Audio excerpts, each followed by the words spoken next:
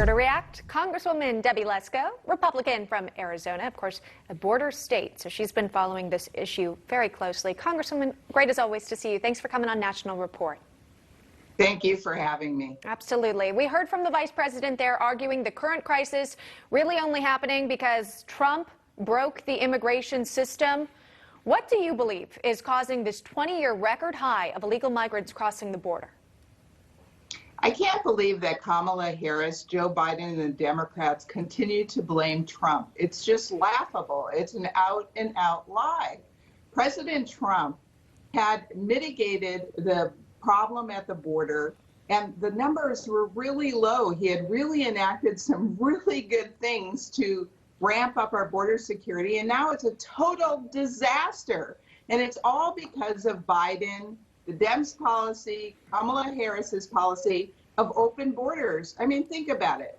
They said they want to give citizenship to all of the illegals. They want to give free health care, stimulus checks. Of course, everybody's going to want to cross the border. They stopped construction of the border fence, so now taxpayers have paid for construction material that's just laying there, not being used. This is unconscionable, what they're doing to the American citizens and the migrants themselves. We saw the vice president head to El Paso, which we've heard from experts, quite frankly, Border Patrol agents. That's not exactly the height of where the most border crossings are happening right now. What do you think was potentially missed from that trip to El Paso when she didn't head to perhaps the Rio Grande Valley, where we've seen an increase of migrants cross?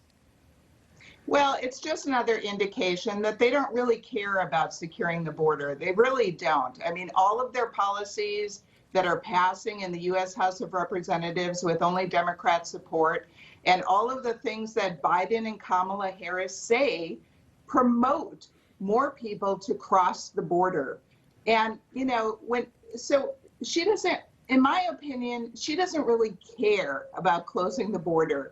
They just want to help illegal immigrants. They want to continue to prioritize illegal immigrants over U.S. citizens. The sad thing is they're actually incentivizing all of these people to travel thousands of miles. Women are getting raped. Girls are getting raped. I talked to a Yuma sheriff, and he said he gets reports of women being raped right across the river. It's just a sad state of affair. It is a crisis.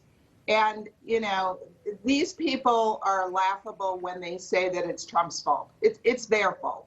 Yeah. Well, what you're describing there is tragic and a humanitarian crisis as well, which we've heard GOP lawmakers describe what's happening at the border as.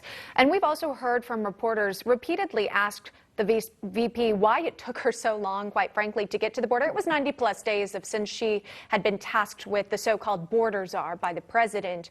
Here's the VP responding to a reporter question about the timing of her trip. Watch this. How did you decide that right now was the right time to make your first trip to the border? Well, it's not my first trip. I've been to the border many times. As the person in charge of the response. So, the important aspect of this visit is leading this visit after the work that we did in Guatemala and Mexico.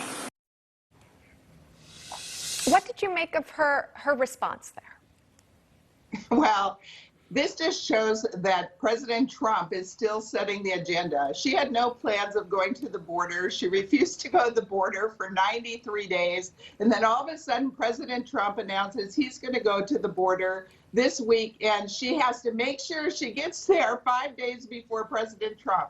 I mean, and her saying, oh, I planned this all along. Give me a break. Nobody believes that. All right. As you say, President Trump's supposed to head to the border on the 30th. We will be watching his trip as well. Congresswoman Debbie Lesko of Arizona joining us live on the program. Thank you, Congresswoman. Have a great day. Thank you.